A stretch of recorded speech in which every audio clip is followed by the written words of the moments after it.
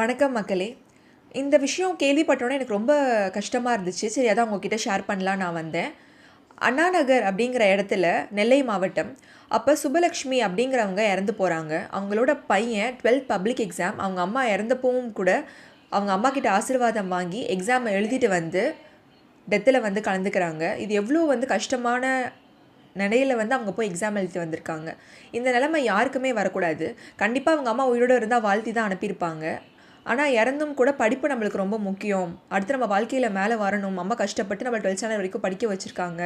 கண்டிப்பாக நம்ம எக்ஸாமை மிஸ் பண்ணக்கூடாதுன்னு அவ்வளோ கஷ்டத்தையும் மனசில் அடக்கிட்டு அந்த பையன் போய் எக்ஸாம் எழுதிட்டு வந்திருக்கான். அப்பாவோ அப்படிங்கிற சார் வந்து அவங்களுக்கு நிதி உதவியும் அவங்கள நேரில் பார்த்து ஆறுதல் சொல்லி கொடுத்துருக்காங்க. இந்த நேரத்தில் வந்து எஜுகேஷன் எவ்வளோ இம்பார்ட்டனாக அந்த பையன் உணர்ந்திருக்கான் அப்படிங்கிறத நினச்சி நம்ம சந்தோஷப்படுறதா, இல்லை துக்கத்துலேயும் அந்த குழந்தை போய் எழுதியிருக்கேன்னு வருத்தப்படுறதான்னு தெரியல.